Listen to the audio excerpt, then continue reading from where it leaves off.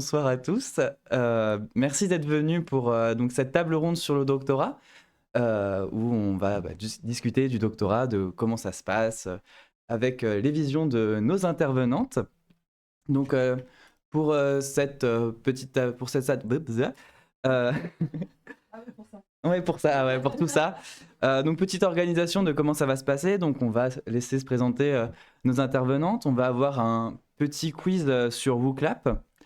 Et ensuite, on va discuter. Vous aurez l'occasion de poser vos questions à nos intervenantes, si c'est des questions qui vous taraudent l'esprit.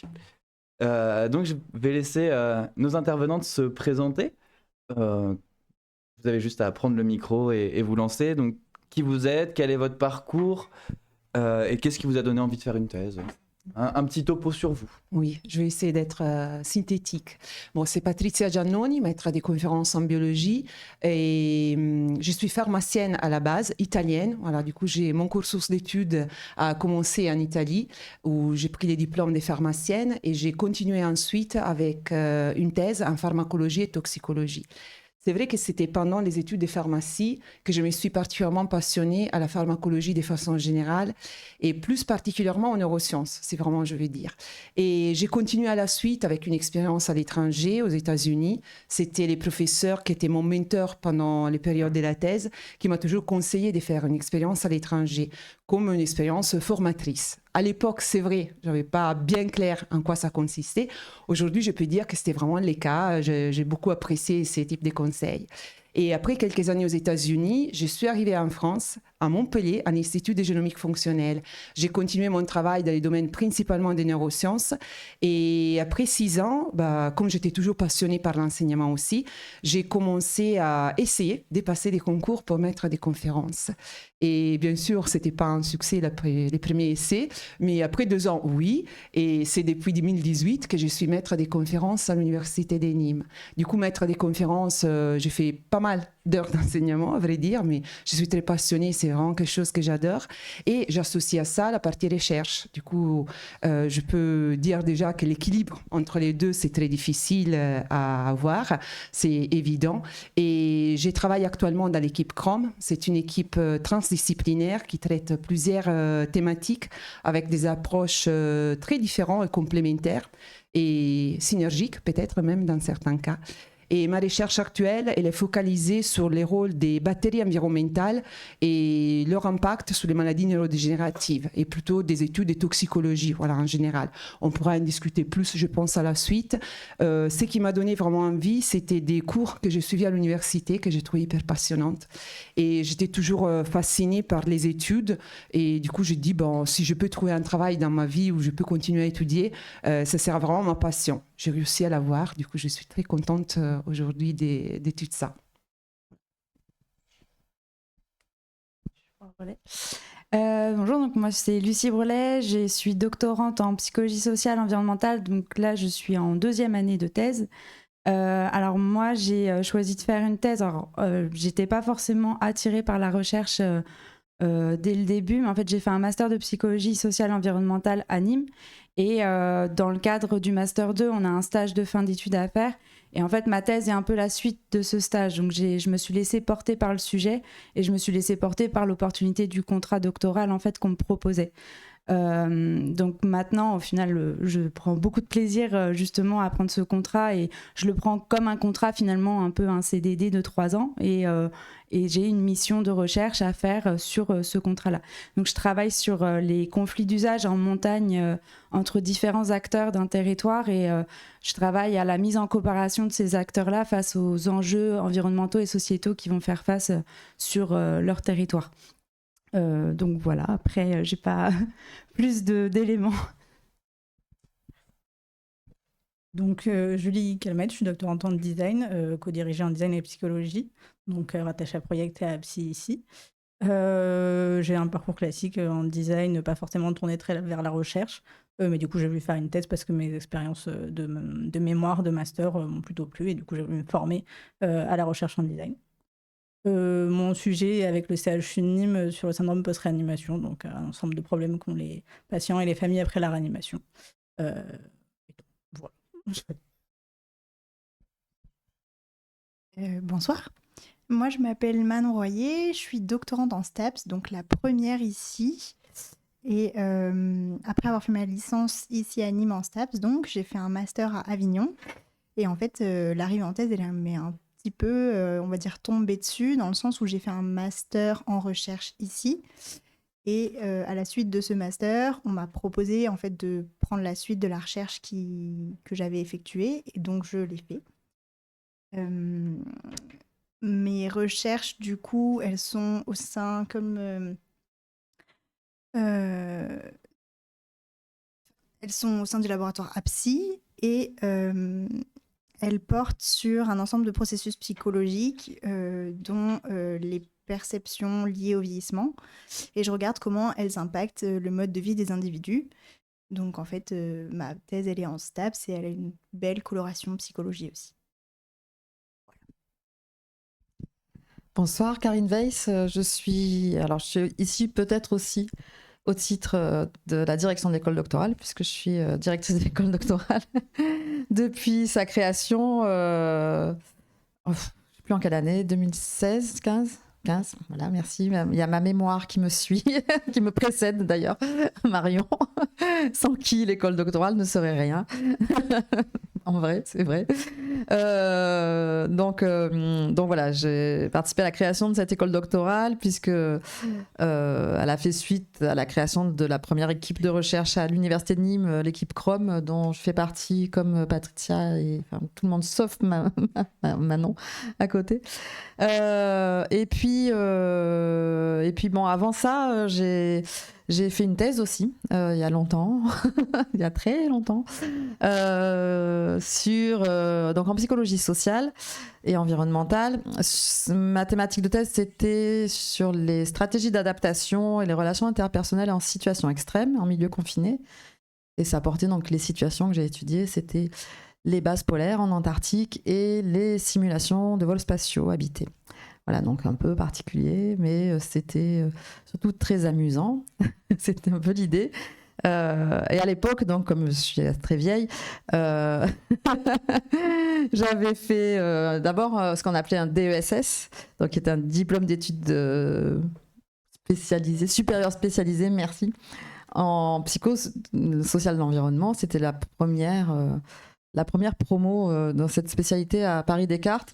Et après, en fait, pour faire une thèse, il fallait pas ce diplôme-là de 3e cycle, il fallait un DEA, diplôme d'études approfondies. Donc j'ai refait une 5e année pour pouvoir faire de la recherche. Alors que maintenant, les masters, ils sont en général, la plupart, je crois que tous maintenant d'ailleurs, sont recherche et professionnalisants. Donc on peut, avec un même master, partir travailler directement en dehors de l'université ou faire une thèse, ce qui est un travail au sein de l'université. Voilà, sinon, que dire de plus? Je répondrai surtout à vos questions.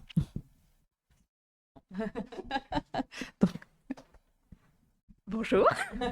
Voilà. Tu peux me le mettre, s'il te plaît. Voilà, donc Marianne Brault, actuellement doctorante en 2e année donc à Chrome. Je m'excuse parce que je suis un peu malade, donc je touche un peu trop rien pour pas passer mes microbes à tout le monde. Voilà. Donc moi, mon sujet de thèse, c'est donc l'apport de la cathodoluminescence à la sédimentologie, donc tout le monde a compris. Et donc en fait, pour résumer, je travaille avec de la chimie et de la physique pour faire en sorte que on fasse une reconnaissance avec un nouveau système de caractérisation via la lumière. Donc voilà.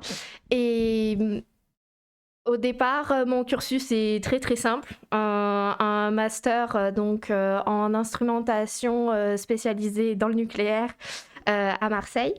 Et donc j'ai toujours été intéressée par la recherche. Et donc tous mes stages que j'ai pu faire au cours de mon cursus à partir de ma 2e année ont été dans différents labos. Et ça m'a toujours plu. Et donc je me suis dit, pourquoi pas, je vais faire une thèse. Et puis Covid est passé par là, donc ma première thèse a eu son financement qui a été annulé et qui n'a pas été reconduit. Donc ensuite je me suis mise à travailler et puis j'ai eu l'occasion d'avoir un partenariat de financement et j'ai pu faire ma thèse et me retrouver ici pour travailler et faire de la recherche. Et donc, je suis des plus heureuses. Voilà. C'est bien, on a des thésards heureux aujourd'hui. Non, la plupart sont... En tout cas, dans notre école doctorale, je crois, hein, Marion, tu me diras si je me trompe, mais ils sont dans l'ensemble plutôt heureux. Hein. Je pense on les soigne bien. Oui, c'est sûr qu'on est plutôt bien accompagné. Alors, on a une question sur Twitch de Staffey qui dit « Bonsoir, est-ce que... Oula, j'ai pas mes lunettes. Est-ce qu'après les premières expériences de thèse, les doctorants envisagent potentiellement une carrière universitaire et pourquoi ?» Donc plutôt doctorant. Plutôt doctorant, je pense.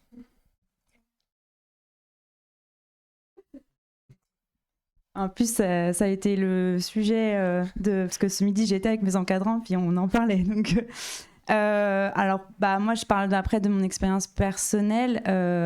Oui, moi, ça m'intéresserait, mais voilà, je prends en compte aussi toute forme d'opportunité, sachant que moi, je suis en thèse CIFRE, donc c'est une thèse qui est, je suis conventionnée aussi avec, alors pour le coup, avec une collectivité. Donc, j'ai un contrat avec, on va dire, quelqu'un qui finance en fait cette thèse, et donc je réponds à cette demande. Donc ça m'ouvre des portes aussi sur le champ, on va dire, sur d'autres champs et pas que la recherche. Donc moi après, pour le coup, je me ferme aucune porte et je suis encore en train de me chercher là-dessus. Donc je sais pas si j'ai vraiment une réponse vraiment très posée sur ça. Je sais pas si vous, en première année ou en deuxième, parce que toi, tu es déjà en deuxième, si tu as déjà une idée ou si tu en avais une même avant. Ouais. Ça reste assez flou, en fait, je pense. Personnellement, moi, j'attends d'être en troisième année, de voir si j'en ai marre, si j'en ai pas marre. Voilà. Je pense, pour résumer, je suis pas sûre en fait qu'on parte en thèse dans l'idée vraiment de faire une carrière universitaire de base. J'ai pas l'impression que ce soit la première motivation en tout cas pour faire une thèse. Peut-être tu peux compléter avec l'expérience de la direction de l'ED.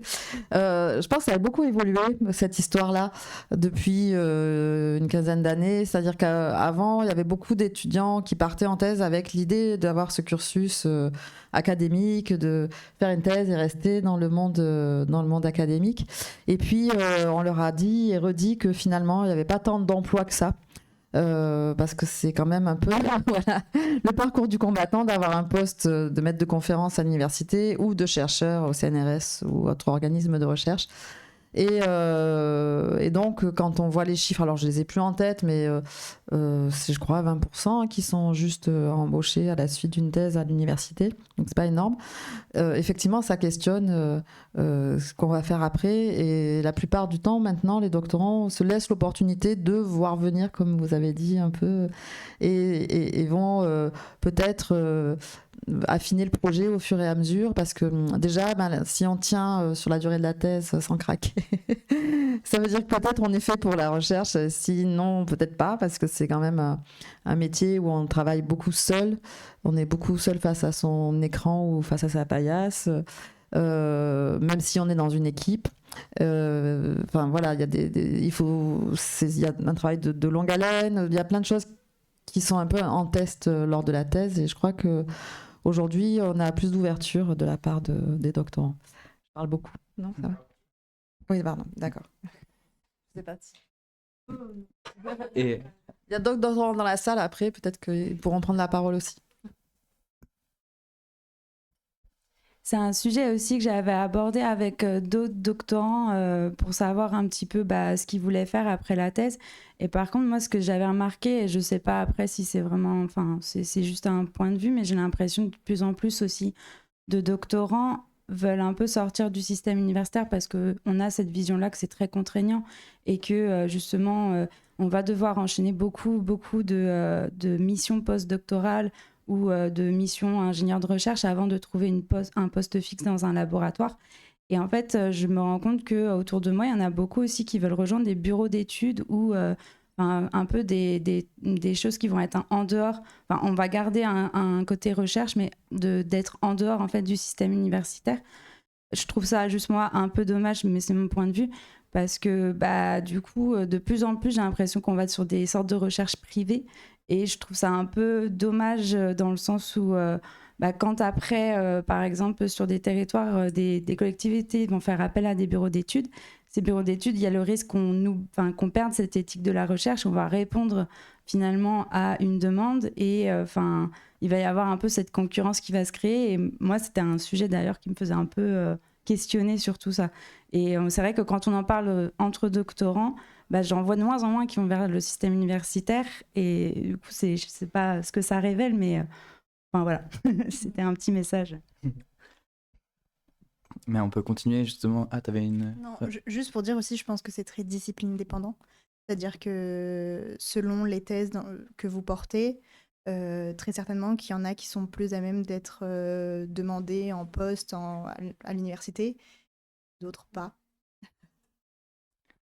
Ouais, c'est vrai que du coup, sur tout ce travail de l'embauche et de ce qui se passe après, c'est aussi en fait, comment on fait pour faire notre recherche. Et pour la recherche, il faut des financements. Et en fait, comme pour la thèse, comment on trouve un financement et comment on trouve finalement des directeurs de recherche? Comment ça se passe en fait, toute cette demande? Comment ça s'est passé pour vous? Peut-être pas toutes, mais est-ce que ce soit du point de vue des directrices ou des points de vue des doctorantes, comment ça s'est passé pour vous, cette recherche de financement?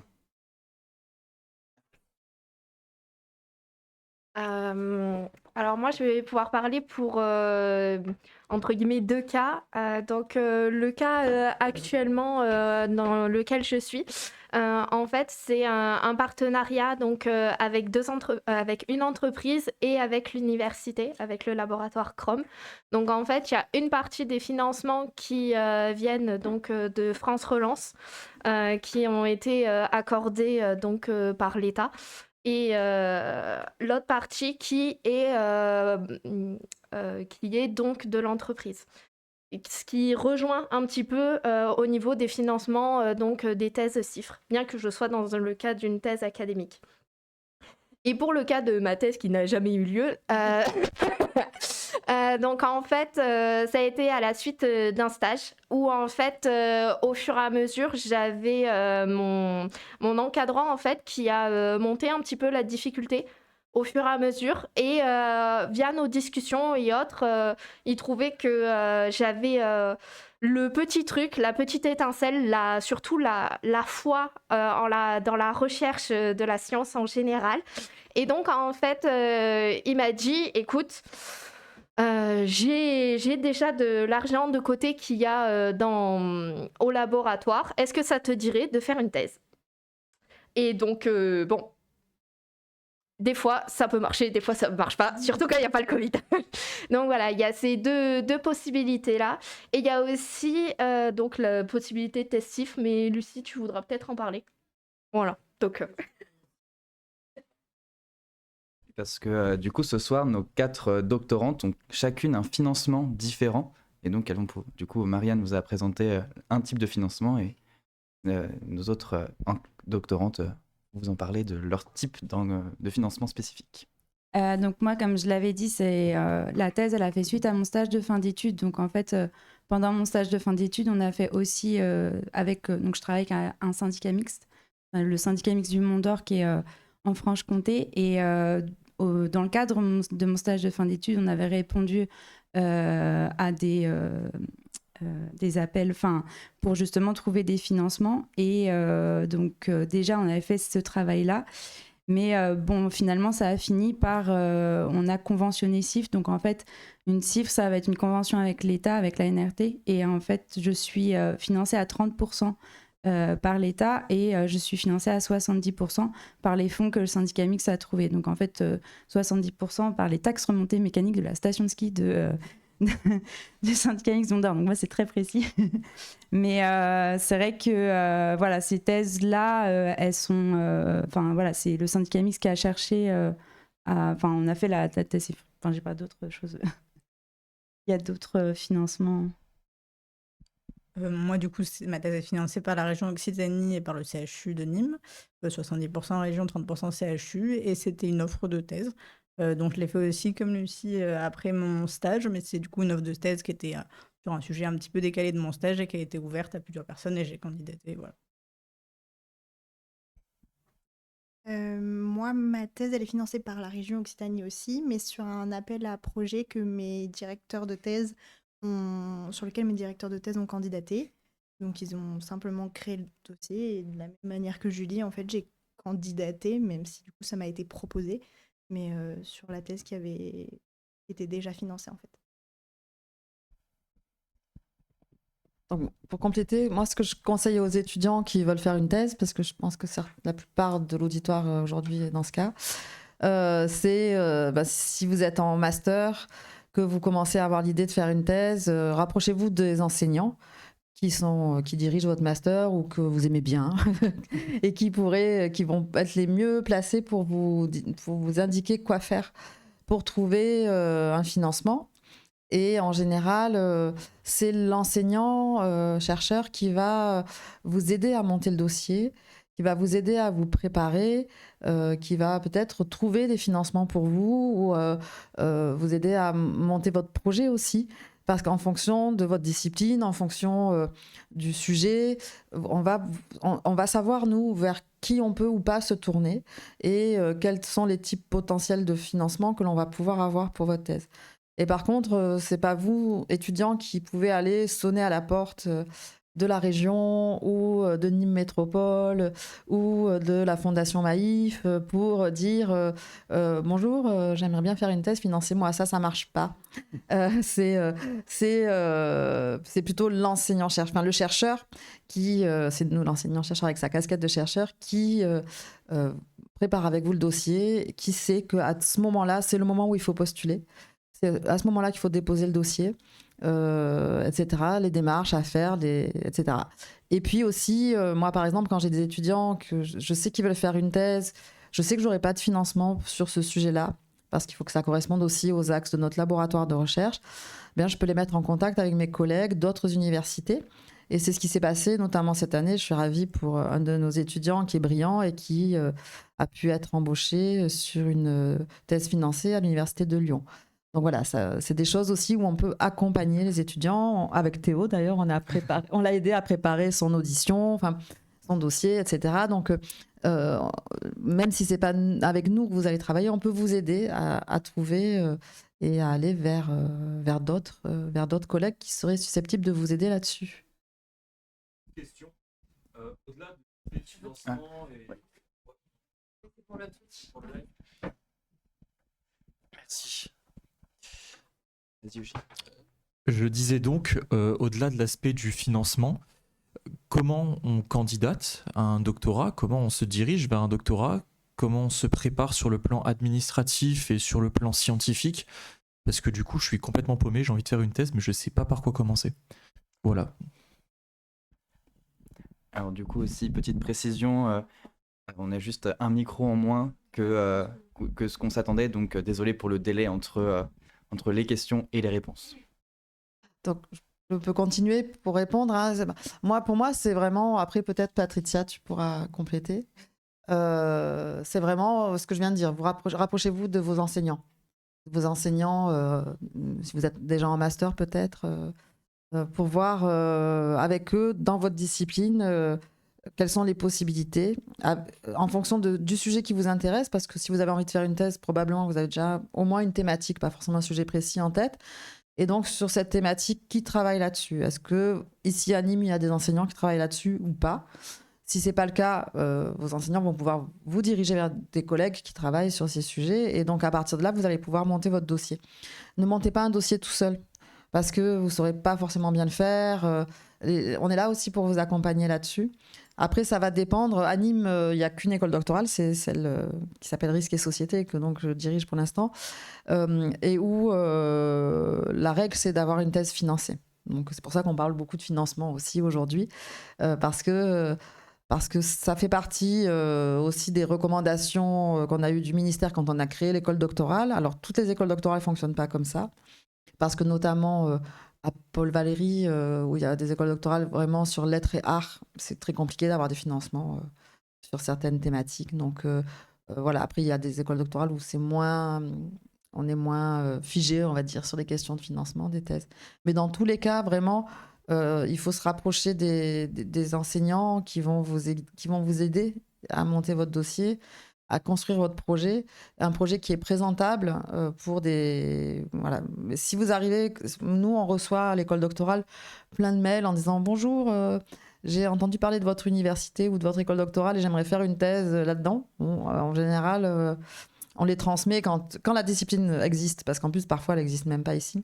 On les transmet aux collègues, mais sinon, ça part direct à la poubelle, en fait. Parce que c'est pas gérable et que voilà, ça sort de nulle part, on va pas les regarder. Donc il faut vraiment que vous soyez accompagnés pour ça. Peut-être un complément. Oui, effectivement, je pense que ça dépend un peu de l'école doctorale. Je sais qu'à Montpellier, il y a l'école CBS2 qui lance un concours. Du coup, il y a des étapes qui sont bien écrites. Voilà, c'est vraiment en fonction de l'école doctorale. Mais en tout cas, c'est un processus pendant lequel un étudiant doit être bien évidemment accompagné et comprend en quoi ça consiste les différentes étapes. Du coup, tendanciellement à Nîmes, c'est les responsables du projet, c'est les maîtres des conférences, les chercheurs qui demandent et qui sont censés obtenir un financement. C'est les cas des financements région, des financements en métropole. Voilà, ça c'était aussi mon cas.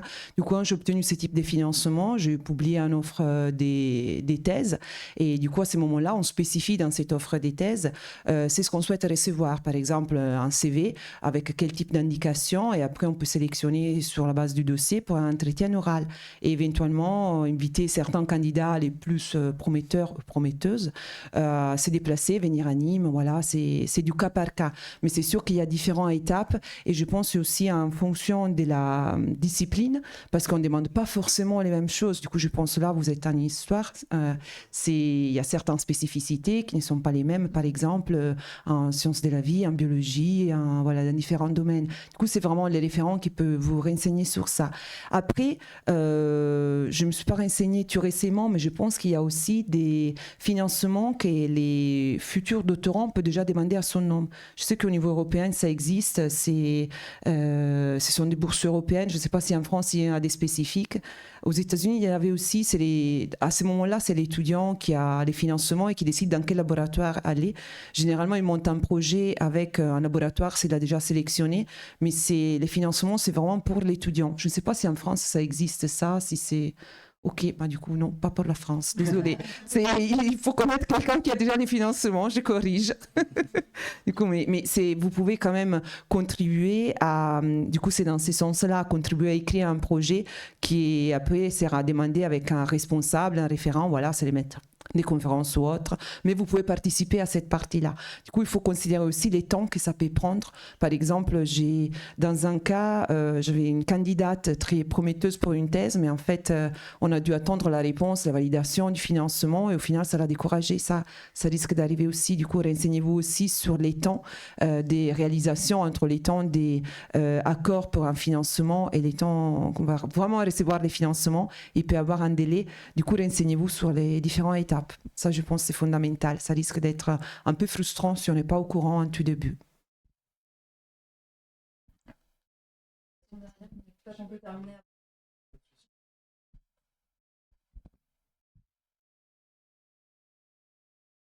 Merci. Et du coup, dans la suite de la question par rapport au financement, est-ce que le financement vous fige sur le plan professionnel? C'est-à-dire, est-ce que vous avez une clause d'exclusivité vis-à-vis de votre contrat doctoral? Ou est-ce que vous pouvez faire quelque chose sur le côté? Parce que moi, le doctorat, c'est quelque chose que je veux faire en parallèle. C'est pas quelque chose que je veux faire et sur lequel je veux m'investir principalement. Voilà.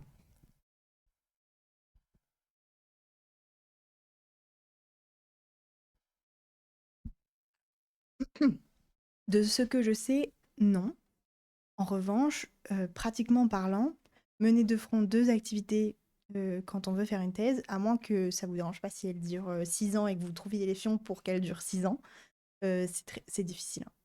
Ça demande beaucoup, beaucoup de boulot et disons que si ce sur quoi vous vous investissez à côté n'est pas complètement lié à votre thèse? C'est-à-dire, est-ce que c'est pas le terrain que peut-être ce dans quoi vous vous investissez, c'est aussi le terrain qui est dans votre thèse? C'est quand même compliqué de mener deux choses de front pour moi. Et après, en tout cas, personnellement, dans mon contrat, il y a quand même un minimum d'heures dédiées à la thèse. Enfin, il peut y avoir quand même des clauses qui obligent à passer un certain nombre d'heures sur la thèse. Ça dépend peut-être, mais...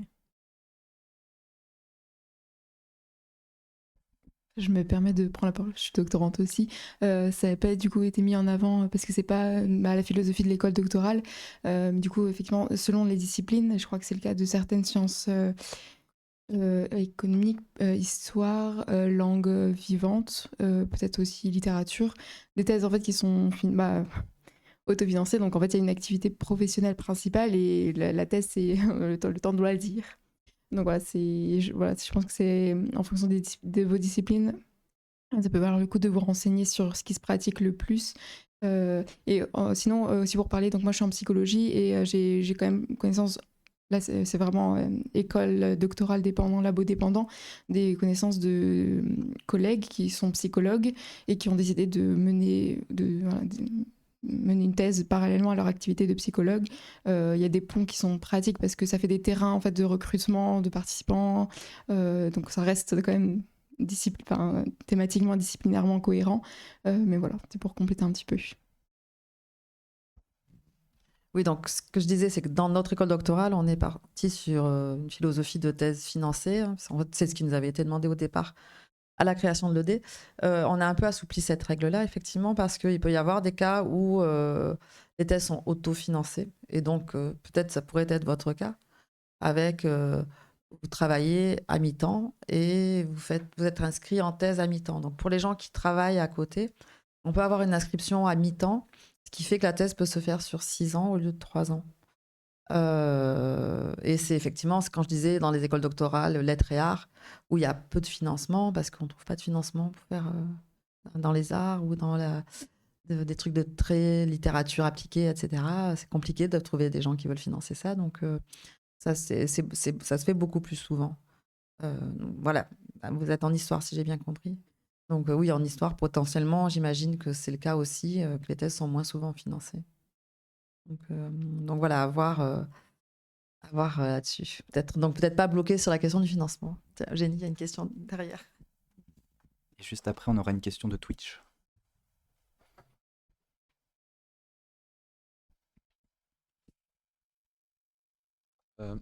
Alors, vous avez parlé au niveau de la recherche. Vous dites que c'est un moment qu'on passe souvent seul. Et en fait, j'aimerais savoir, c'est quoi un emploi du temps type pour un doctorant?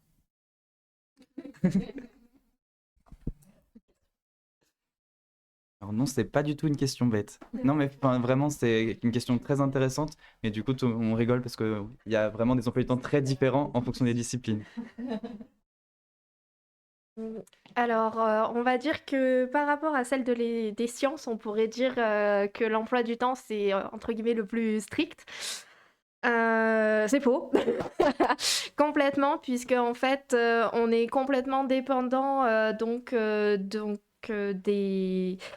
du protocole qu'on va mettre en place pour nos activités, nos recherches, nos expériences. Et à côté de ça, tu vas aussi avoir des besoins, parce que pour faire ces expériences-là, tu vas avoir besoin de faire des devis, d'avoir des approvisionnements en matériel. Et donc, tu vas être dépendant de ça. Et tu as aussi toute la partie qui est, on va dire, ce qu'on appelle bibliographique, et que tu vas faire tout au long de ta thèse.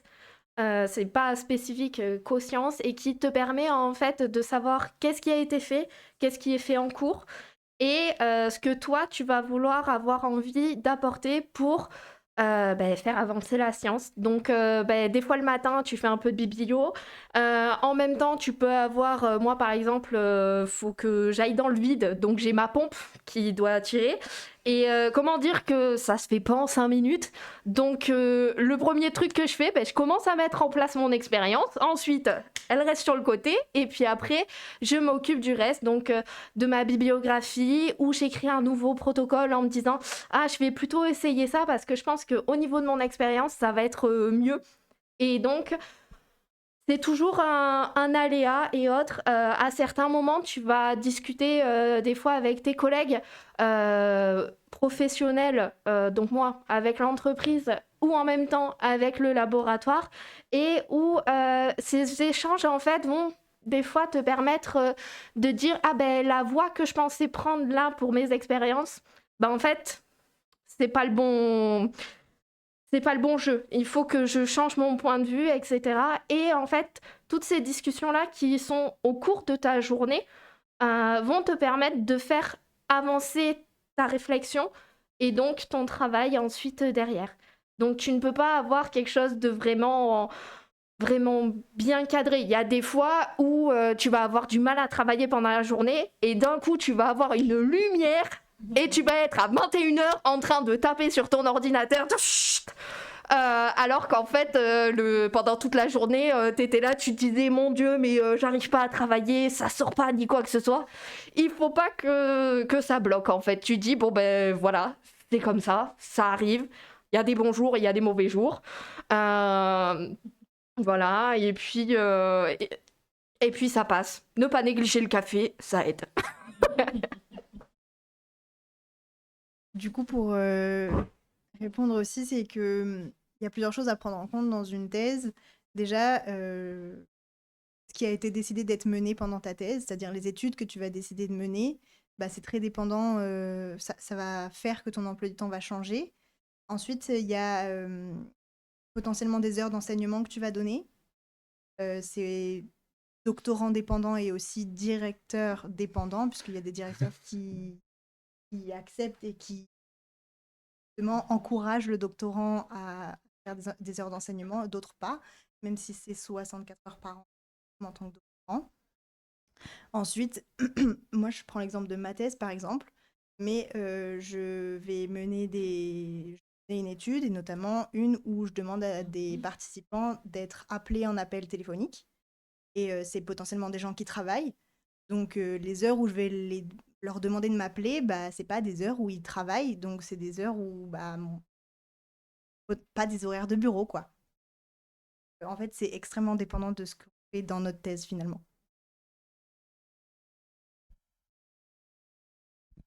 Je verrais aussi la thèse comme découpée en 3 années, où du coup tu vas avoir ta première année où ça va être, tu vas construire ton projet, tu vas construire tout le protocole que tu vas mettre en place. Donc c'est un peu une année très créative finalement, où bah, y a des jours où tu n'es pas créative. La créativité, c'est pas quelque chose qui vient comme ça, donc il y a des jours, il faut accepter que tu ne seras pas productif. Il y en a d'autres où bah, là, c'est bon, ça y est, il y a plein d'idées qui émergent. Et en fait, la première année, moi, je l'ai vécu vraiment comme... j'ai fait plein d'idées différentes, ça m'emmenait vers plein d'aspects théoriques complètement différents. Et petit à petit, ça s'est resserré sur un protocole de recherche assez fixe qui s'est stabilisé sur la fin de l'année. Et ça m'a permis ensuite, sur la 2e année, d'avoir vraiment, bah là, maintenant, j'ai 7 missions qu'il faut que je la termine là. Ensuite, j'ai 7 missions qu'il faut que je la termine là. Et en fait, tu as fait ton planning et tu t'es mis un peu des dates toi-même, d'échéances qu'il va falloir que tu respectes. Et ensuite, bah voilà, la 2e année, moi, je la vis vraiment comme, bah là, ça y est, je suis en train d'appliquer le protocole de recherche que j'avais construit sur la première année. Et puis, bah, la 3e année, c'est de le terminer. Et puis, terminer surtout la rédaction aussi. Donc, moi, de la 3e année, je la vois plus comme un temps où là, tu vas être beaucoup plus sur la rédaction, tu vas être beaucoup plus sur le rendu de tout ce que tu as fait. Alors, moi, c'est comment je le vis, c'est une expérience personnelle, mais quand j'en parle avec d'autres doctorants, j'ai l'impression que ça se répète quand même assez régulièrement. Mais du coup, tu es quand même très autonome et c'est à toi. Et ça, je trouve que c'est un aspect qui est vraiment positif de la thèse, c'est que tu es libre de faire totalement ton emploi du temps et de trouver aussi tes moments où tu es plus productif que d'autres. Et on te laisse quand même cette liberté-là complète. Donc voilà.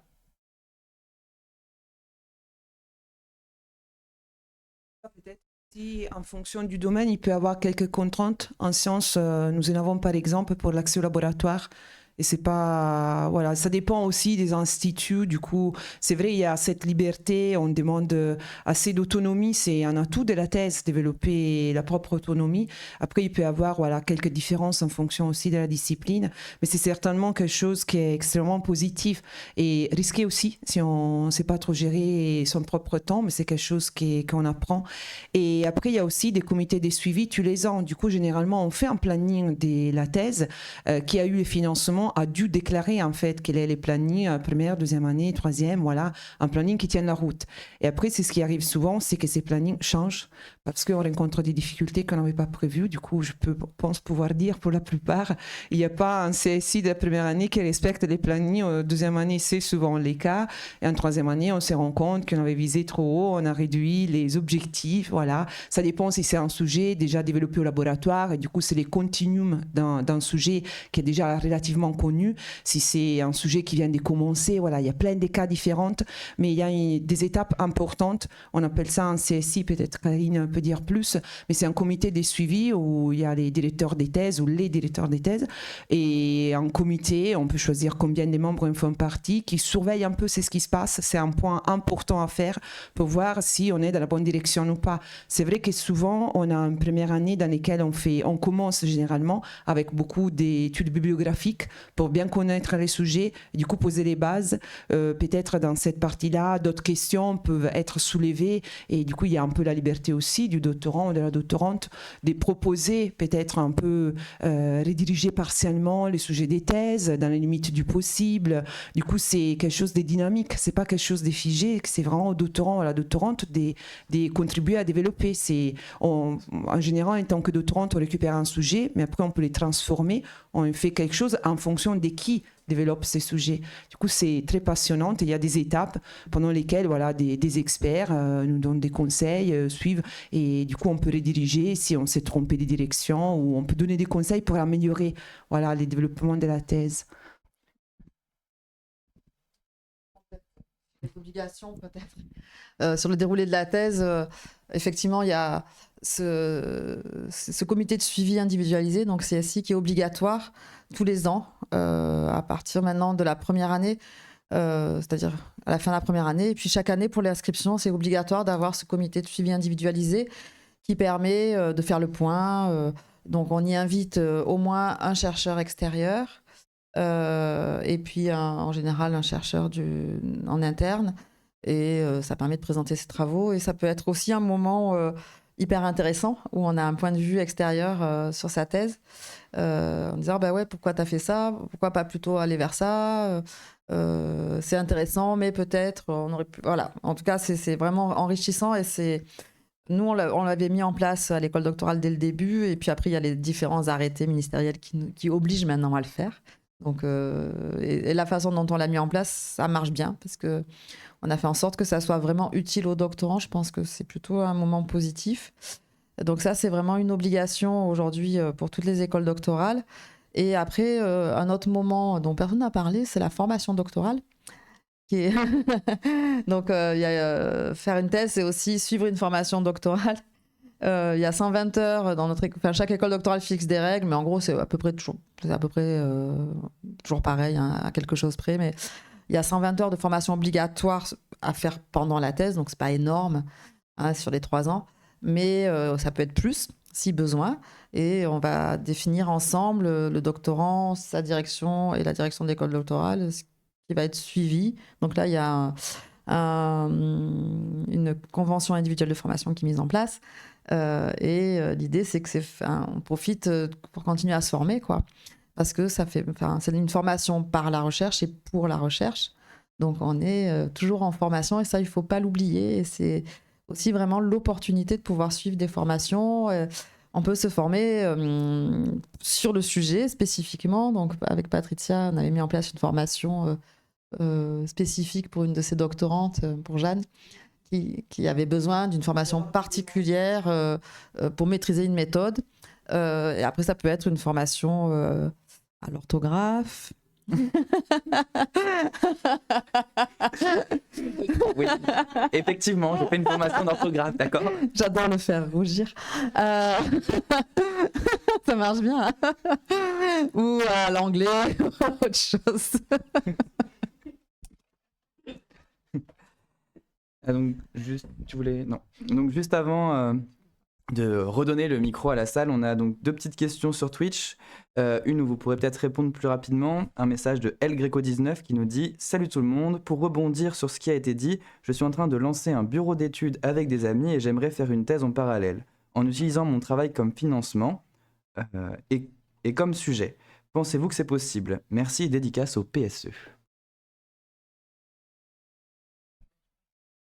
Ouais. Il m'a donné une traduction là. Bah, du coup, pour répondre rapidement, oui, ce serait une thèse autofinancée, du coup. Voilà. Et on avait une deuxième question qui était du coup sur en tant que doctorant, qu'est-ce que vous attendez de votre encadrement de thèse? Parce qu'on en parle beaucoup depuis le début dans l'encadrement. Voilà, qui sait et donc qu'est-ce que vous attendez? Et peut-être les encadrantes qui sont là, qu'est-ce que pour vous c'est aussi ce rôle d'encadrement? Et on va voir si ça se rejoint. Alors, Alors, pas en 2 heures, s'il te plaît. non, mais déjà, chaque encadrant, je trouve, chaque encadrement de thèse est complètement différent. Et je pense que c'est bien de savoir aussi se connaître et savoir quel type d'encadrement on veut. Mais de toute façon, quand on demande un encadrant, on le demande souvent pour les sujets sur lesquels il ou elle travaille. Et du coup, on ne connaît pas forcément la personne avant aussi d'être encadré et on ne pourra pas le savoir à l'avance. Par contre, c'est bien de savoir communiquer et de dire comment on peut aimer aussi être encadré. Est-ce qu'on a besoin de beaucoup d'autonomie? Est-ce qu'on a besoin d'avoir beaucoup plus de rendez-vous qui sont fixés, etc. Donc c'est important pour moi d'avoir au moins une communication par contre qui se place dès le début pour bien comprendre finalement comment je vais être encadrée. Est-ce que je veux plus qu'il y ait un rapport hiérarchique, qu'il y ait un rapport plutôt collègue, qu'il y ait un rapport... Enfin, moi, je trouve ça important, dès le début de la thèse, de poser les cadres là-dessus. Après, chaque encadrement est différent. Moi, je prends juste l'exemple de ma thèse. J'ai 4, finalement, encadrants. Parce que je vais avoir 2 sur le monde professionnel, vu que c'est une thèse chiffre, et j'ai 2 au niveau académique. Et donc, l'avantage pour moi, c'est que ce que je peux trouver chez un encadrant que je trouve pas chez un autre, je vais essayer de composer avec ce que chaque encadrant peut m'apporter pour que je puisse avancer. Et je trouve ça intéressant d'avoir un double encadrement, donc avoir un encadrant HDR qui a l'habilité à encadrer et d'avoir un co-encadrement à côté pour justement avoir certains encadrants vont peut-être avoir cet aspect beaucoup plus le bien-être du doctorant aussi au sein de la thèse et on va pouvoir parler de tout ça. Et puis avec l'autre encadrant, on va beaucoup plus parler de l'aspect théorique et vraiment là, on est vraiment sur la thèse. Et puis encore avec un autre, on va parler d'autres choses.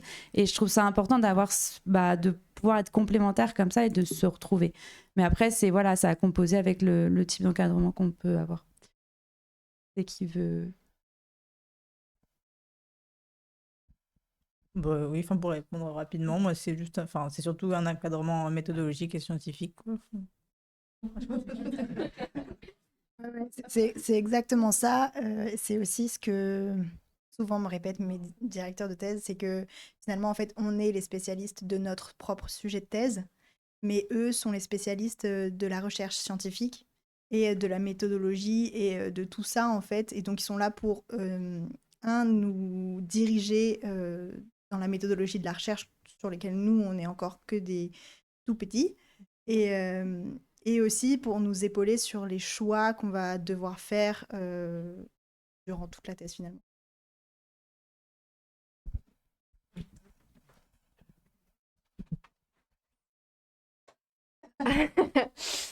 J'ai fait mon petit tour.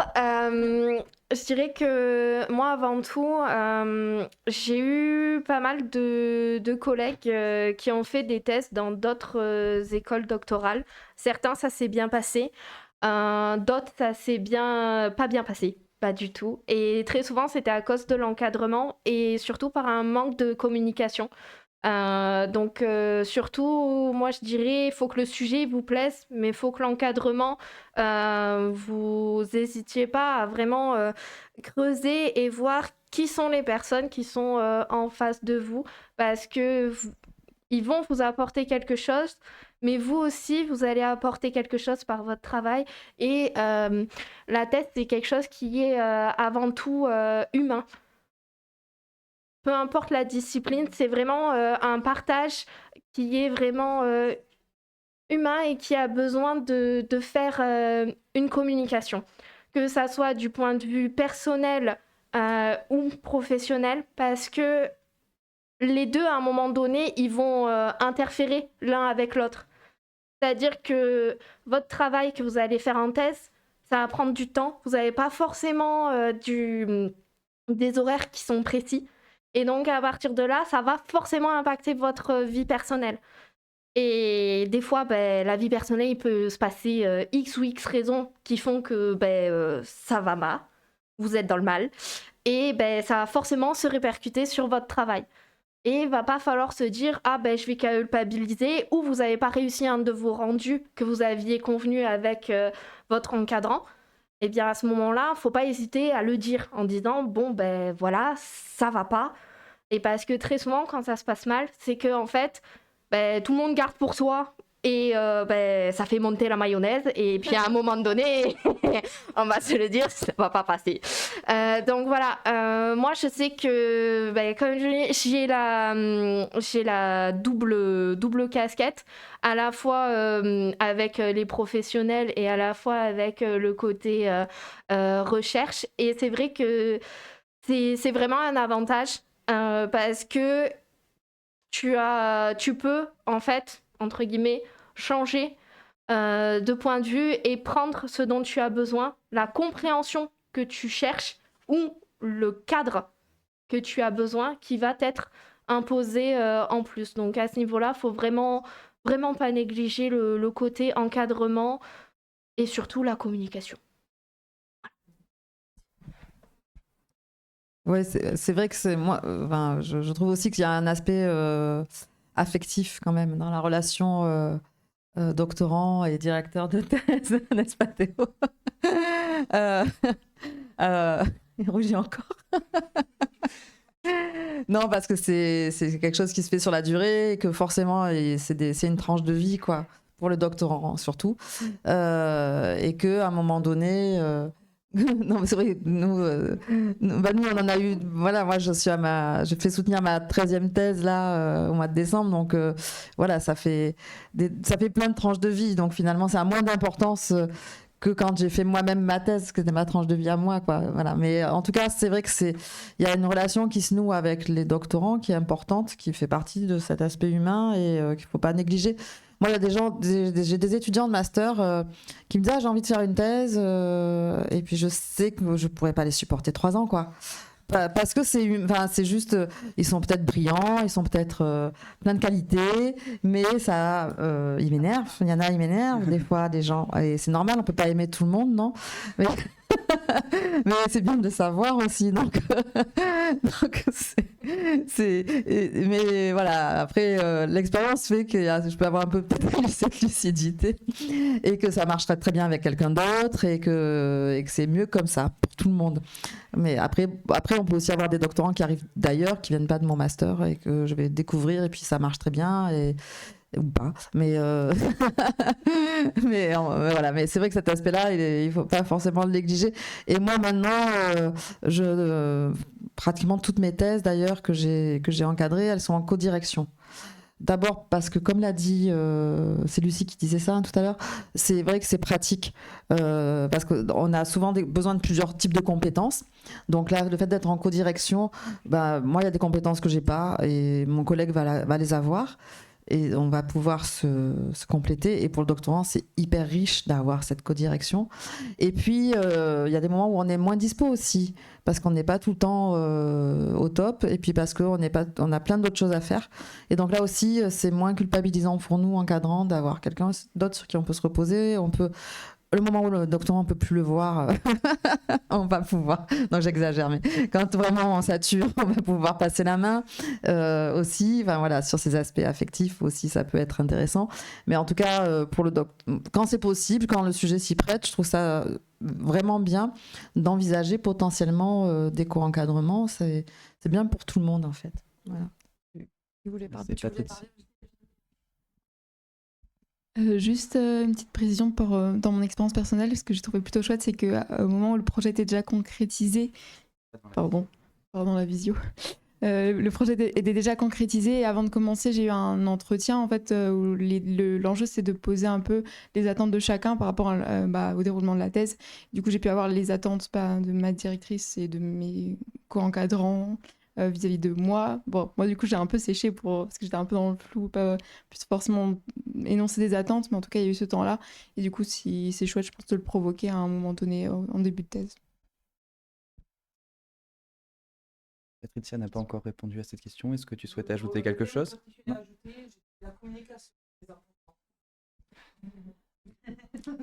Rien vraiment à ajouter, la communication très important, comme tous et toutes, voilà, nous sommes différentes. Du coup, essayer d'avoir une vision les plus claire possible avant d'accepter une thèse, parce que c'est vrai que c'est un engagement des deux côtés. Une thèse, c'est 3 ans normalement, du coup, c'est une période quand même importante de notre vie. Et qu'on soit doctorante ou de l'autre côté, en tant qu'encadrant, c'est important. Après, comme Karine disait, voilà, des fois, on peut connaître quelqu'un à l'avance, voilà, parce que c'est un étudiant qui est déjà passé par un master et du coup on connaît. Des fois on lance un appel d'offres parce qu'on a un financement et du coup on découvre suite à certaines candidatures. Du coup prends le temps de réfléchir, peut-être plusieurs rendez-vous pour essayer de découvrir le plus possible la personnalité des encadrantes, des directeurs s'il y en a plusieurs. Après c'est vrai, les candidats de la codirection, on peut avoir ces doubles côtés, c'est très positif généralement. Et au-delà des encadrants et des directeurs des thèses, chercher quand même d'être assez ouverte pour demander des avis, interagir avec les autres doctorants à l'intérieur d'une école doctorale. Je trouve ça très enrichissante pour ne pas se focaliser que sur la propre expérience, se comparer aussi avec les autres, même dans des disciplines différentes. Ça aussi, ça peut aider à avoir un peu de recul sur notre propre thèse, sur notre sujet et profiter aussi des expériences des autres. Avant de rendre le micro à la salle, une question de Twitch. Donc on a déjà parlé la question c'est comment trouver son sujet de thèse et les débouchés après le doctorat. Comment on fait pour trouver tout ça? Bon, le sujet, on a pas commencé à en discuter un petit peu, mais les débouchés après, comment ça se passe? Et c'est fléché pour la psychologie, notamment.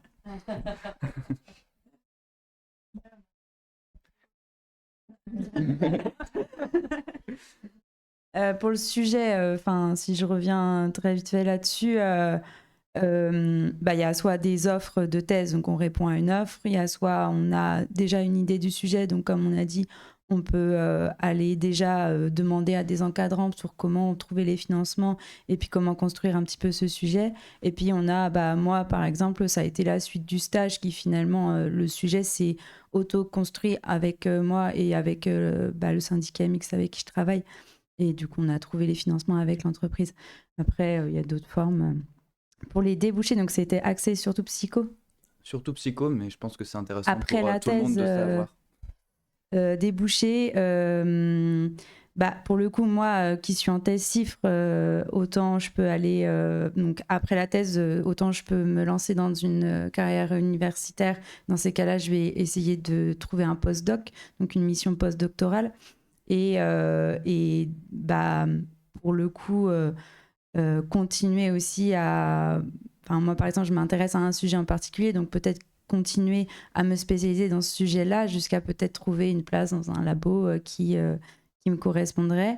Après, vu que je suis en thèse CIFRE, moi, je me ferme pas non plus des portes à travailler dans d'autres domaines. Donc, ça peut être dans des bureaux d'études, mais ça peut être aussi même... dans des collectivités ou dans des chefs de projet sur certaines collectivités ou quoi que ce soit. Après, là, je suis plutôt en psychosocial, donc je ne sais pas si c'est psycho... Là, je crois que c'était plutôt clinique, mais après... psychoclinique, pour le coup, là, je vais vous passer. Après, pour la carrière académique, pour le coup, il y a des sites qui existent et qui répertorie en fait tous les postes qui sont mis à candidature chaque année en fonction des disciplines. Sur la suite du doctorat, c'est vrai que ça va vraiment dépendre des disciplines, hein, mais l'idée, c'est déjà,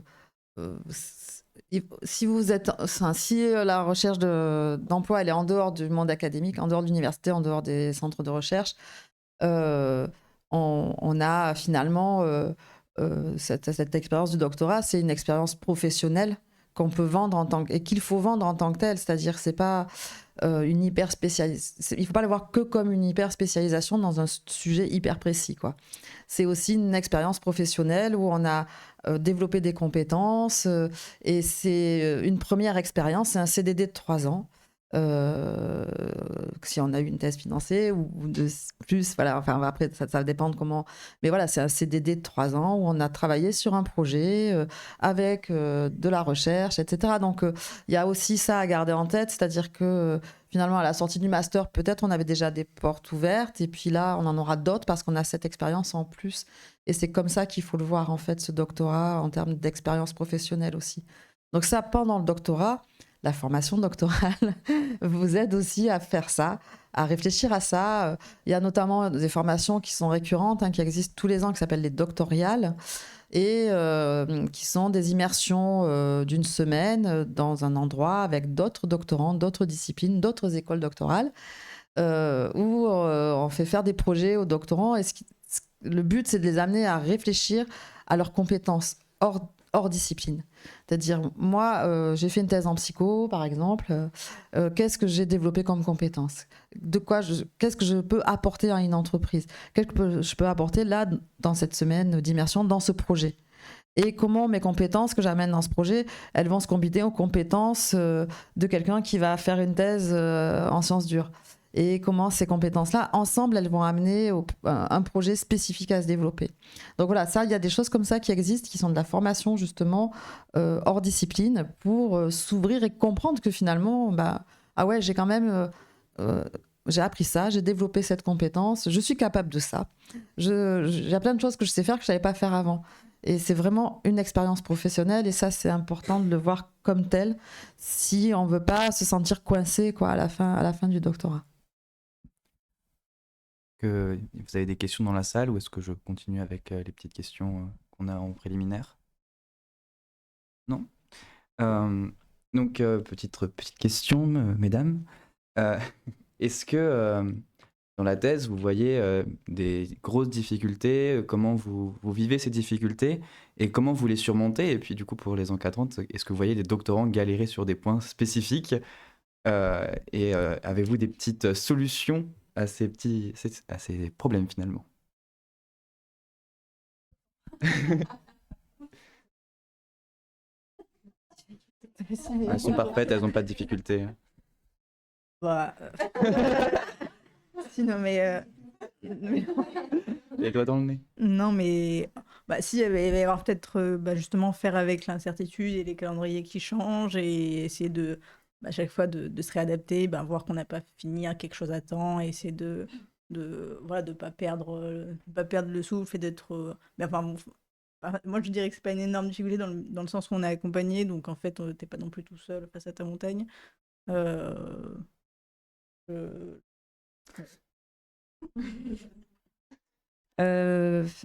Du coup, c'est savoir aussi ne pas trop s'isoler, donc savoir parler aussi avec...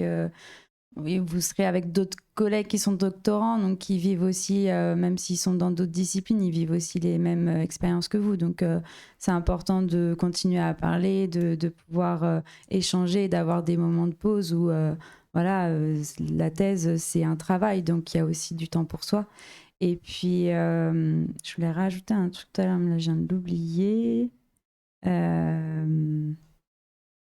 Non, ça me revient pas, ça me reviendra peut-être tout à l'heure. Mais oui, ouais, ne pas s'isoler et assis sur sur l'aspect, en fait, c'est ce que je vis là actuellement aussi, il y a un aspect aussi de frustration quand on a créé tout le protocole.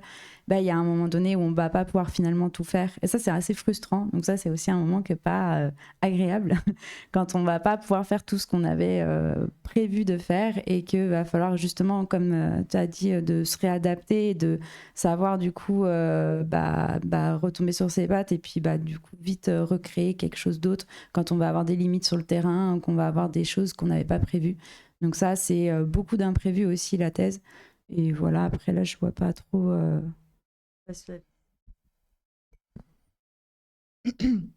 Du coup, là, je parle pas forcément pour moi, mais en général, l'une des premières difficultés qu'on rencontre, c'est le sujet de thèse, pour qu'il soit original et pertinent. Et après, en fait, c'est souvent la population aussi. Donc, c'est des problèmes de recrutement, en fait, qui sont rencontrés beaucoup et qui peuvent vraiment être compliqués.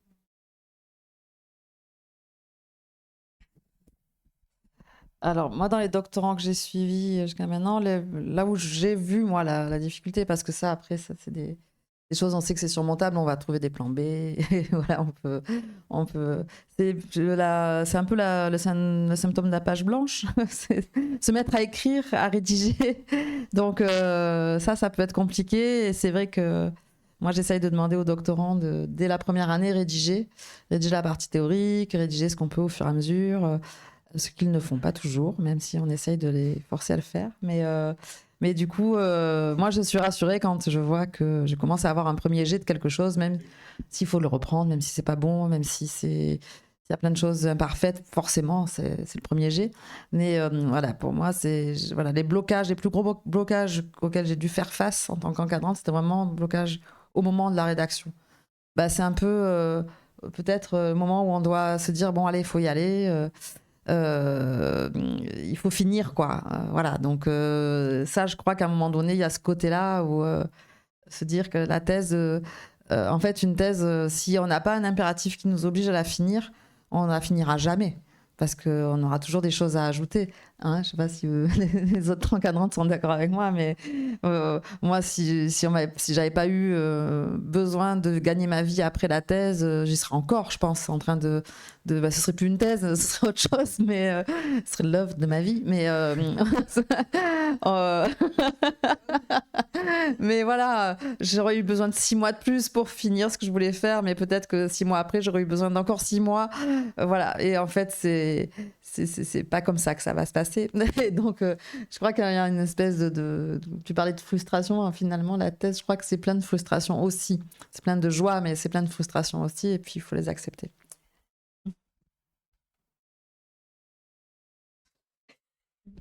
Petit tour.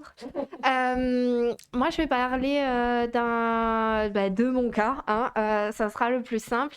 Où en fait, on est parti en fait sur quelque chose, sur plutôt une thèse d'application au niveau de mon sujet. Et en fait, on s'est rendu compte au fur et à mesure de ce qu'on voulait faire qu'en fait, ça allait pas véritablement être possible ni faisable. Et qu'en fait, on avait entre guillemets mis la charrue avant les bœufs.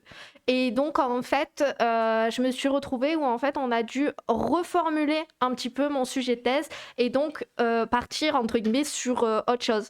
J'avoue que sur le moment, quand tu t'en rends compte, vraiment, t'as le bad. T'es vraiment au 36e dessous, tu te dis « Mais pourquoi j'ai décidé d'aller en thèse ?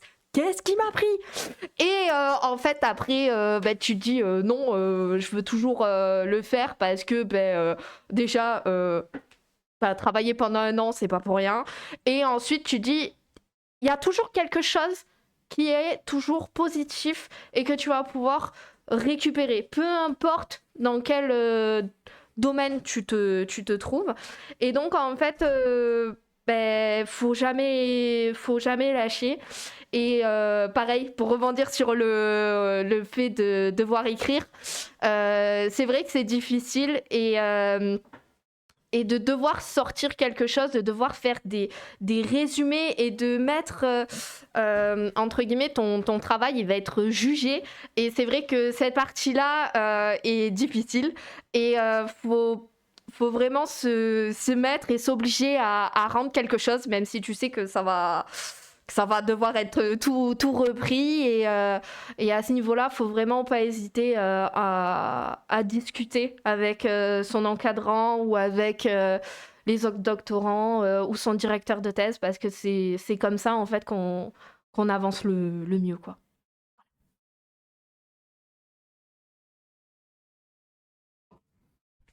Je pense, je sais pas si tout le monde a le même problème que moi, mais je suis en début de thèse, donc je pense que c'est le temps d'adaptation.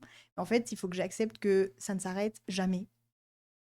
C'est-à-dire qu'on est toujours en fait en train de penser à ce qu'on va faire, à ce qu'on pourrait mettre en place, à ce qu'on devrait changer, à une autre idée qu'il faudrait avoir.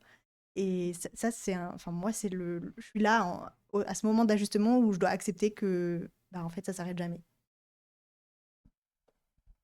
Bah, pour le coup, moi, ça me le faisait beaucoup, surtout sur la première année où tu es en train de construire justement aussi tout ton projet, où là, tu as plein d'idées qui fusent, tu te dis, je peux m'intéresser à ça aussi, puis à ça. Et après, là, sur la deuxième année, ça s'est un peu calmé, ça peut te rassurer. on s'aide en même temps.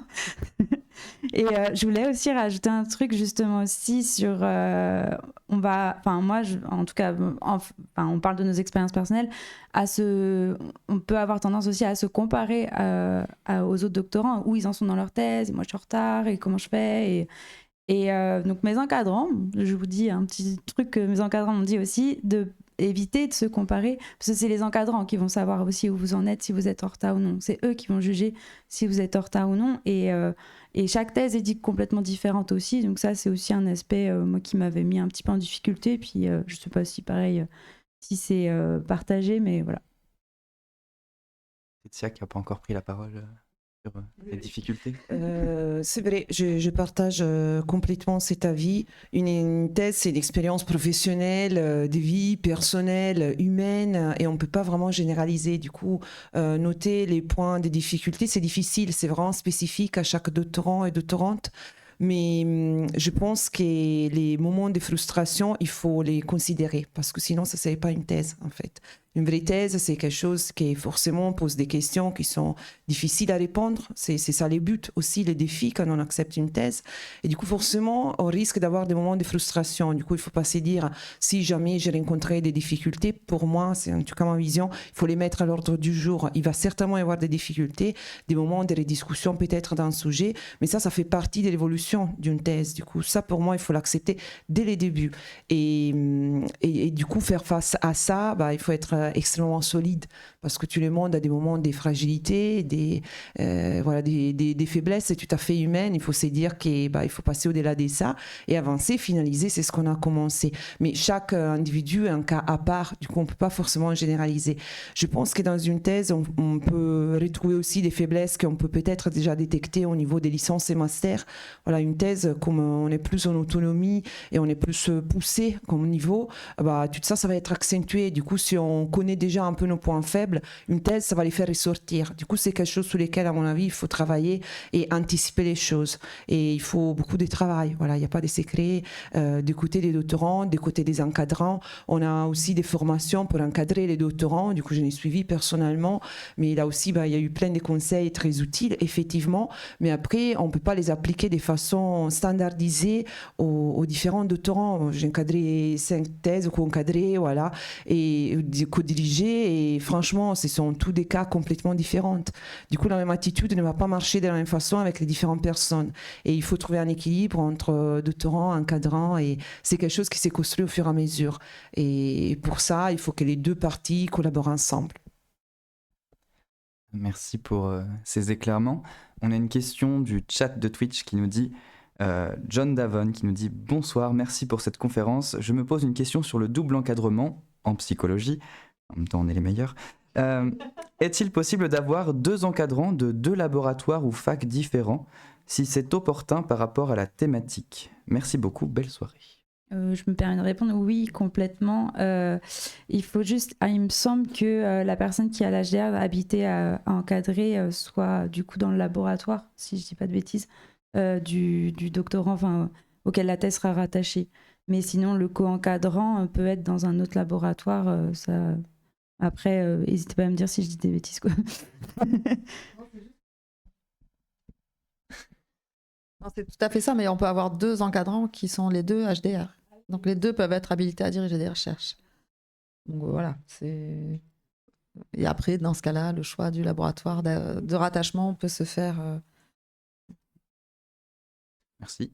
Des questions dans le public? Monsieur Martiniquet.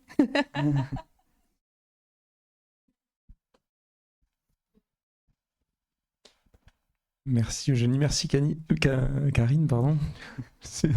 Donc je suis Yannick Martiquet, comme vous l'aurez deviné. Moi j'ai une petite question, bon déjà tous mes remerciements aux doctorants, aux participantes pour l'organisation, pour votre participation, c'est vraiment très éclairant. Quand Marion m'a parlé, et à Marion évidemment, quand elle m'a parlé du projet, je trouvais que c'était une bonne idée et vraiment la qualité des échanges ce soir, elle est très à la hauteur du projet, donc merci beaucoup en tout cas. Moi j'ai une petite question, je me suis dit c'est dommage qu'elle n'ait pas été posée, donc je vais la poser. Comment vous en êtes arrivé, bon vous en avez déjà un petit peu parlé, donc sur ça on peut passer vite, à faire une thèse à Nîmes, et pour vous ça représente quoi de faire une thèse à Nîmes? Qu'est-ce qui est différent dans notre établissement, si vous avez le recul suffisant pour le savoir, ou si vous échangez avec d'autres camarades d'autres établissements? Alors la question n'est pas orientée, mais sachez que je note tout quand même. C'est l'instant. Avant de donner la réponse au doctorant, il faut savoir que Yannick Martiquet, qui est donc maintenant notre directeur de la recherche, est le premier doctorant de l'Université de Nîmes. Donc il pourrait répondre lui-même à cette question.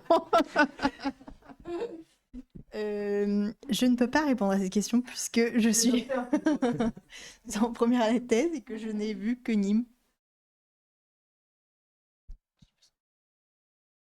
L'avantage là de l'école doctorale de Nîmes, c'est que c'est une petite école doctorale. Et moi, je trouve que c'est un énorme avantage dans le sens où, alors petite en taille, hein, pas en qualité, mais dans le sens où, en fait, tout le monde se connaît. Et du coup, si on a un problème aussi en tant que doctorant, on peut vite en parler et on peut vite aussi, du coup, trouver des collègues et notamment, justement aussi, l'école doctorale peut être là très facilement. On connaît ceux qui s'occupent de l'école doctorale et je vois sur d'autres doctorants qui sont dans d'autres écoles doctorales n'ont pas aucun lien avec, là, par exemple, nous, on a un lien avec Marion et Yannick, on les connaît et ça fait du bien, en fait, de savoir à qui on parle là-dessus. Donc, quand on a un problème, quand on a besoin d'aide financière sur des trajets, sur des choses administratives, sur des choses même juste très personnelles ou quoi que ce soit, ils sont là. Et je trouve que dans d'autres écoles doctorales, on n'a pas cette aide-là. Donc ça, c'est plus sur l'aspect proximité qui est vraiment super. Et puis après, forcément, c'est aussi sur le sujet. On est sur risque et société, donc moi, j'ai une thèse qui est en lien avec le risque. Et puis, de toute façon, on a des laboratoires qui sont rattachés, qui sont quasiment tous en lien avec le risque. Donc c'est aussi sur le sujet de la thèse, si ça va correspondre à l'école doctorale en elle-même. Je ne sais pas si vous avez d'autres... C'est bien répondu. Merci beaucoup. On prend peut-être une dernière question. Juste par rapport... Après, je vous donne la parole.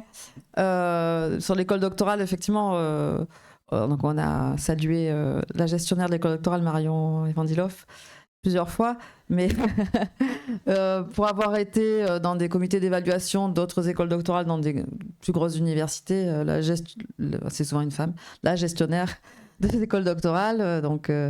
elle joue vraiment souvent un rôle hyper important, quoi. Parce que c'est même dans les grosses écoles doctorales où il y a 200 ou 300 doctorants, le lien se fait par cette personne. C'est vraiment la personne référente vers qui on se tourne quand il y a un problème, etc. C'est un peu la mama de l'école doctorale.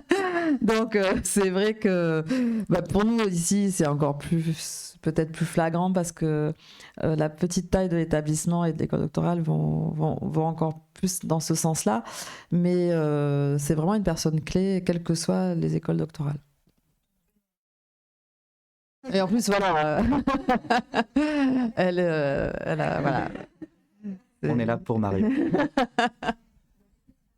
On prend les deux dernières questions avant de clôturer cette soirée.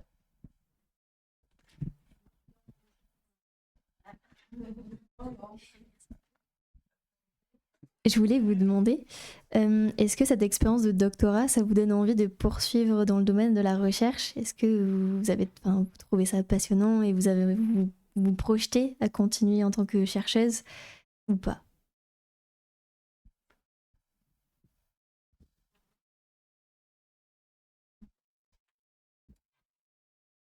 Pour répondre à ta question, je dirais oui. Le fait du Covid m'a permis aussi d'être dans un bureau d'études et de travailler dans une entreprise lambda. Donc, j'arrive à voir les avantages et les inconvénients qui sont différents. Certains sont similaires. Ça dépend si tu finis dans une grosse entreprise ou pas. Moi, je trouve que l'avantage qu'il y a eu et que j'ai pu voir à travers mes expériences quand j'étais juste stagiaire, où il y avait d'autres doctorants aussi, c'était la convivialité qui règne très souvent dans les différents laboratoires et ce partage humain qu'il y a et cette foi en la science en général, j'englobe la psycho avec, puisque ça fait partie des sciences quand même. Non, on va me dire. Oui. Et donc, en fait, c'est surtout par rapport à ça qui me donne envie de continuer dans la recherche et de me dire que de par les recherches que je vais faire, je vais apporter ma petite pierre à l'édifice et qui pourra peut-être servir à quelqu'un dans le futur. Et moi, ça me plaît. Et donc, c'est pour ça que je me dis, je continue dans la recherche. Voilà.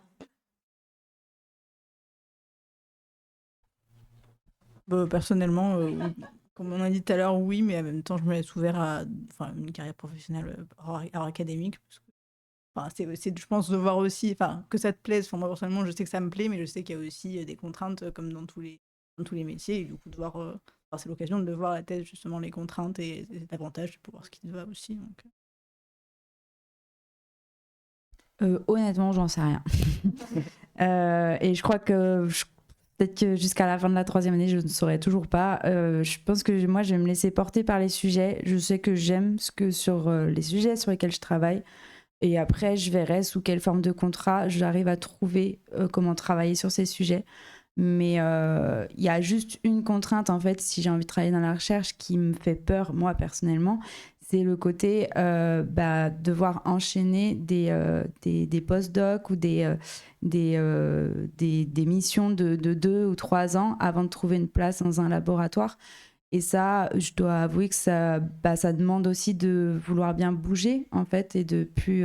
Moi, j'arrive sur mes 30 ans et j'ai envie de me stabiliser, en fait. Donc, il y a ce questionnement-là, mais qui est individuel, en fait, à chacun, en fonction de tout ça. Voilà.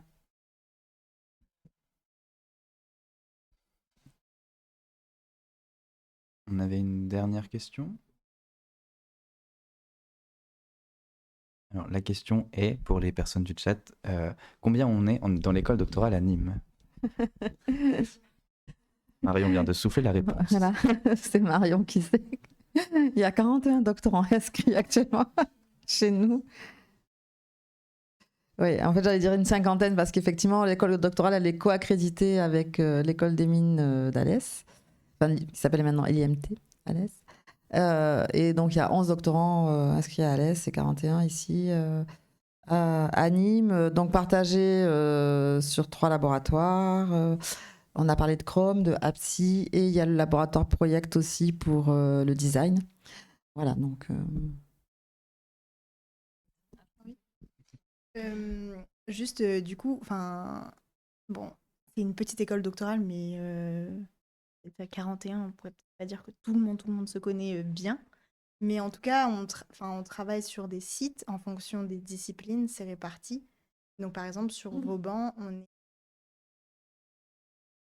une dizaine à tourner et à bien se connaître vraiment. Et du coup, ce serait vraiment des collègues de bureau, en fait. Et oui, après, les doctorants organisent, en tout cas l'année dernière, il y a eu des soirées organisées, soirée dégustation de vin, soirée dégustation de bière. On y travaille, on y travaille. Voilà, et, où même les encadrants pouvaient venir. Donc, c'est vrai que le fait que ce soit, on parle de petites écoles doctorales. Moi, voilà, les écoles doctorales que j'ai pu évaluer pour la HCRS, c'était plutôt 200 doctorants. Hein. Vraiment, les tailles habituelles d'écoles doctorales, c'est plutôt de cet ordre-là. Avec beaucoup de laboratoires. Parfois, il y a une dizaine de laboratoires de recherche associés aux écoles doctorales. Donc, mais ça dépend aussi des tailles d'établissement. Nous, au Nîmes, on est la plus petite université de France métropolitaine, donc en termes de nombre d'étudiants. Donc, ça correspond bien à ça aussi. Et finalement, on n'a pas forcément vocation à devenir une grosse école doctorale. Ça, je pense pas. Même si ça grossit, mais ça restera quelque chose à taille humaine dans les années à venir.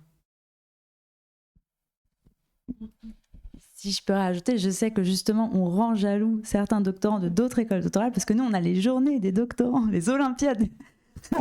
On permet de voir tous les doctorants puis d'avoir une journée off où on va faire des jeux de piste dans la ville de Nîmes. Et ça c'est franchement bien.